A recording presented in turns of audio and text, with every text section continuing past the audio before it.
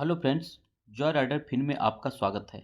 ये देखिए आज के मार्केट का हाल। आज आपको लगभग सारा इंडेक्स जो है रेड निशान में दिखेगा। आप देख सकते हैं निफ्टी 50 जो है, निफ्टी 50 तो 1% माइनस में है। निफ्टी बैंक की बात करें तो 0.86 माइनस में है। सारा आप देखेंगे तो लगभग इंडेक्स जो है आपको रेड निशान में दिखेगा। चाहे तो स्मॉल कैप की बात कर लें या मिड कैप की बात करें, स्मॉल कैप भी 0.45% माइनस में, यानी कि लार्ज कैप के मुकाबले स्मॉल कैप ने थोड़ा बेहतर परफॉर्मेंस किया है, मिड कैप ने बेहतर परफॉर्मेंस किया है। लेकिन अगर सेक्टोरल इंडेक्स की भी बात की जाए तो आप देखेंगे यहाँ पे सारा देखिए, Nifty auto 0.61 minus, IT 0.78 minus, PSU bank जो है 1.26 माइनस। तो कहने का मतलब ये है कि आज भारतीय बाजार जो है पूरा रेड निशान में ही देखने को मिला। ये एक्सपेक्टेड ही था, पहले से उम्मीद थी कि आज भारतीय बाजार में जो है स्थिति थोड़ी उतनी अच्छी नहीं रहेगी। इसका सबसे बड़ा कारण क्या है? यूएस में जो आया है इन्फ्लेशन का डेटा। तो चलिए देखते हैं कि कैसा डेटा आया है। ये आप देख सकते हैं कि पहले से एक्सपेक्टेशन था कि मार्केट नीचे ही रहेगा। देखिए इंडियन स्टॉक मार्केट न्यूज़ क्या है, give Nifty signals gap down opening after US inflation data.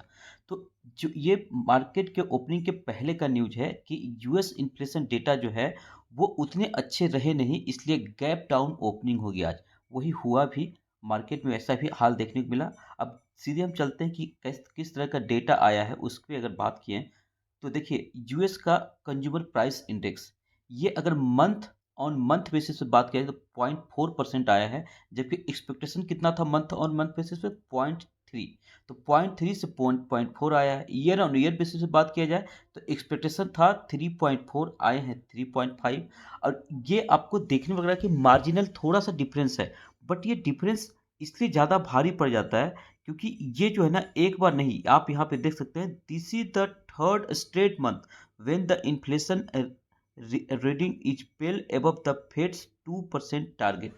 Fade ने, जो यूएस फेड है, उन्होंने 2% का टारगेट लगाया। 2% टारगेट से ऊपर ही जा रहा है लगातार, ये तीसरा महीना है। इसलिए जो कंसर्न, जो चिंता है ना, वो बढ़ गया है। वो अब बढ़ गया है कि अब रेट कट जो है, वो फेड रेट कट वो और डिले हो सकता है। यहाँ पे आप देख सकते हैं, analyst anticipate that Fed rate would delay cutting interest rate until September 2024। तो सितंबर तक अब ये रेट कट टल सकता है। जो 3 रेट कट की उम्मीद थी, अब 2 रेट कट की ही बात किया जाने लगा है। तो ये एक सबसे बड़ी वजह आज के मार्केट के गिरने की है। एक और मार्केट की गिरने की वजह की दूसरी वजह है, उसकी भी बात कर लेते हैं। साथ ही साथ और जो कारण प्रभावी रहे आज के मार्केट को गिराने में, वो आप ये आज देखिए, बहुत इंपॉर्टेंट न्यूज चल रहा है। India advises citizens against travel to Iran और इजराइल। ईरान और इजराइल जो मिडिल ईस्ट है, मिडिल ईस्ट में जो टेंशन चल रहा है इजराइल फिलिस्तीन के बीच, वो टेंशन जो है बढ़ सकता है। देखिए as tension escalates in middle east, तो जो टेंशन बढ़ सकता है ये भारत सरकार भी जता रही है। इसलिए भारतीय नागरिकों को ईरान और इजराइल न जाने की सलाह और एडवाइजरी जो है भारत सरकार ने जारी कर दी है। इसका मतलब कि मिडिल ईस्ट में जियो पॉलिटिकल टेंशन बढ़ने वाला है, बढ़ सकता है, ऐसा भारत सरकार अनुमान लगा रहा है। तो अगर ऐसा होगा तो मार्केट में स्वाभाविक है कि नेगेटिव इम्पैक्ट ही देखने को मिलेगा। तो ये दो बड़ी वजह थी जो आज मार्केट डाउन हुआ है। अब देखते हैं ये जो दोनों वजह है कितने दिन तक मार्केट को अपने चंगुल में फंसा के रखता है। तो ये तो आज के निगेटिव सेंटिमेंट की बात थी, बट लेकिन ऐसा नहीं है कि आज सारा शेयर बाजार नीचे ही रहा। इवन स्मॉल कैप में बहुत सारे ने बहुत अच्छा परफॉर्मेंस किया। एक तो स्टॉक जिसकी मैं बात करना चाहूँगा सबसे पहले है, देखिए आज एक बहुत बड़ी खबर निकल करके सामने आई है। खबर क्या है? खबर पॉजिटिव खबर है। हिंदुस्तान एरोनॉटिक्स लिमिटेड के लिए खबर है। हिंदुस्तान एरोनॉटिक्स लिमिटेड जिसको मैं लगातार कवर कर रहा हूं, और ये पिछले एक साल में 150% से भी ज़्यादा रिटर्न दे चुका है लार्ज कैप स्टॉक होने के बावजूद। इसके लिए बहुत ही पॉजिटिव खबर। देखिए कितना बड़ा ऑर्डर मिला है, 65,000 करोड़ का ऑर्डर मिला है। ऑर्डर किसने दिया है? सरकार ने दिया है। इसलिए आज ये जो है पीएसयू इतना नेगेटिव सेंटिमेंट के बीच भी 3% का अपर सर्किट लगाया इस हिंदुस्तान एरोनॉटिक्स ने। इस ऑर्डर के बारे में चलिए कुछ समझते हैं। ये आप देख सकते हैं, इनको ऑर्डर मिला है for buying made in India 97 LCA mark 1A fighter jet खरीदने का। ये भारत सरकार इंडियन एयरफोर्स ने ऑर्डर दिया है। ये 65,000 करोड़ का अनुमान है कि ये ऑर्डर बैठेगा। और ये पता है कितना बड़ा ऑर्डर है, कितना बड़ा ऑर्डर है आप देख सकते हैं। To be largest order for indigenous military hardware to be placed by the central government ever. Bharat सरकार पास्ट में, हिस्ट्री में ऐसा इतना बड़ा ऑर्डर कभी दिया ही नहीं है स्वदेशी मिलिट्री हार्डवेयर खरीदने के लिए। तो स्वदेशी मिलिट्री हार्डवेयर खरीदने के लिए अब तक का भारत सरकार का सबसे बड़ा ऑर्डर है ये।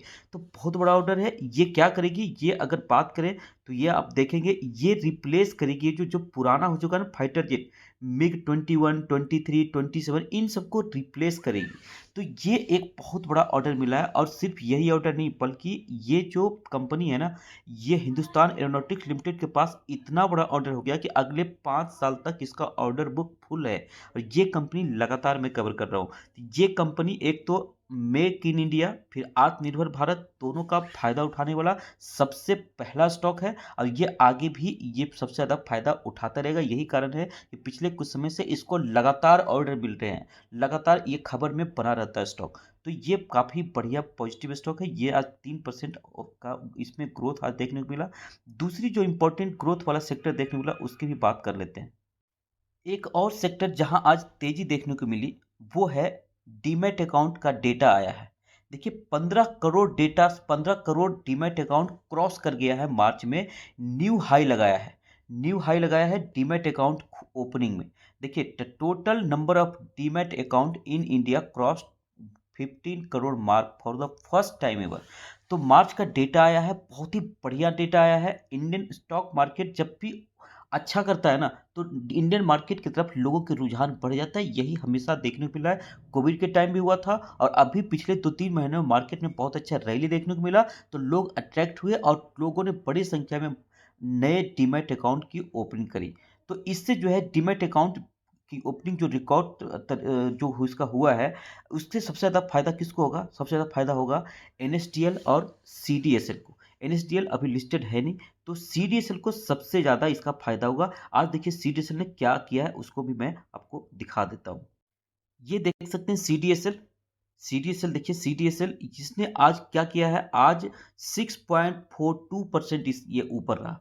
इतनी बड़ी नेगेटिव सेंटिमेंट के बावजूद इसके पीछे की सबसे बड़ी वजह, मेन वजह यही थी कि जो अकाउंट है डीमैट अकाउंट उसका रिकॉर्ड हाई लेवल पे पहुंचना। ये ऐसा नहीं कि ये डे एंड हो जाएगा फिर मार्केट नीचे जाएगा तो फिर कुछ मार्केट से निकल जाएंगे। तो बहुत सारे ऐसे आते हैं नए इन्वेस्टर, नए ट्रेडर जो कि आते हैं बड़े शौक से जब मार्केट बुलिश होता है, और जब मार्केट डाउन होता है तो उसमें वो सस्टेन नहीं कर पाते हैं और बाहर भी हो जाते हैं। लेकिन ये चलता रहेगा रैली, और धीरे धीरे आने वाले समय में ये एक ऐसा सेक्टर, एवरग्रीन सेक्टर कह सकते हैं, जहां पे आपको हमेशा पॉजिटिविटी देखने को मिलेगी। लॉन्ग रन में जो है शेयर बाजार का फ्यूचर काफ़ी उज्जवल है। तो ये भी सेक्टर आज बहुत अच्छा परफॉर्मेंस किया। इससे जुड़े और भी कई स्टॉक हैं जो अच्छे परफॉर्मेंस किए हैं, तो आप जाकर के देख सकते हैं। हाँ, कुछ स्टॉक अच्छे नहीं भी किए, उनका कुछ पर्सनल भी होता है रीजन, बट ये मोर और लेस ये सेक्टर अच्छा परफॉर्मेंस किया आज।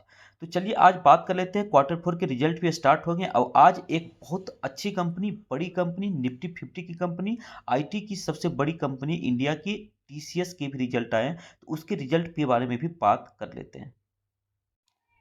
अगर TCS के रिजल्ट की बात किया जाए, देखिए TCS के रिजल्ट तो बहुत अच्छे आए हैं। मतलब जो उम्मीद थी उससे बेहतर परफॉर्मेंस किया है TCS ने।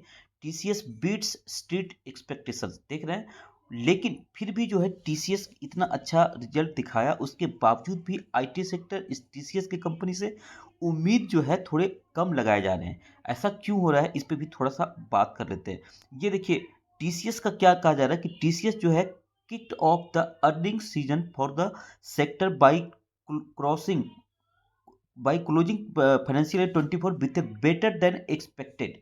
तो जो एक्सपेक्टेशन था, जो उम्मीद थी, उससे अच्छा रिजल्ट आया है इसका। बट फिर भी ये कहीं कहीं जो है ना, ये कुछ पॉइंट को मिस कर गया, जिससे जो है इस पे रिजल्ट के अच्छे आने के बाद भी कंपनी के स्टॉक मार्केट में या उसके जुड़ी उम्मीदों में ज़्यादा बदलाव देखने को नहीं मिला है। सर इसका मेन रीज़न ये है, देखिए अगर आप यहाँ पे देखेंगे तो ये देखिए इसका जो मेन जो है ना continue to signal weakness in revenue from the banking, financial services और इंश्योरेंस सेगमेंट।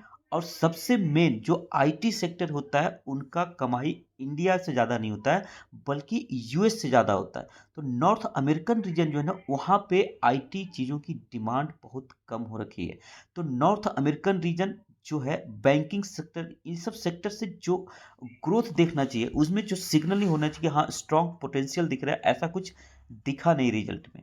बल्कि और क्या दिख रहा है, वीकनेस दिख रहा है। यही वीकनेस जो है ना, इस पूरे आईटी सेक्टर को नीचे लेके जा रहा है। इसके साथ ही साथ दुनिया की सबसे बड़ी आईटी कंपनी थी एसेंच्योर, और एसेंच्योर के नंबर भी जो है वो उतने अच्छे आए नहीं, बल्कि उम्मीद से खराब आए थे। इसके रिजल्ट, टीसीएस के रिजल्ट तो उम्मीद से अच्छे आए, बट उसके रिजल्ट उम्मीद से खराब आए थे। इसी से अनुमान लगाया जा रहा था कि टीसीएस का भी रिजल्ट खराब आ सकता है, आईटी सेक्टर बहुत अच्छा करने वाला है नहीं। बट टीसीएस का रिजल्ट आ गया है। इन्फोसिस के रिजल्ट 18 तारीख को आने वाला है।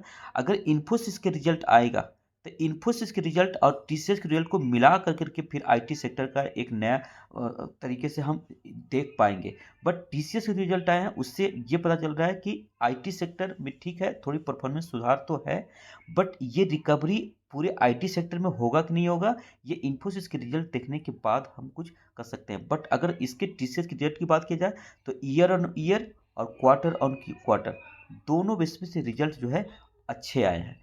बट ठीक है, अब ग्लोबल इशूज है जिसकी मार इसको भी झेलना पड़ेगा, पूरे सेक्टर को झेलना पड़ रहा है।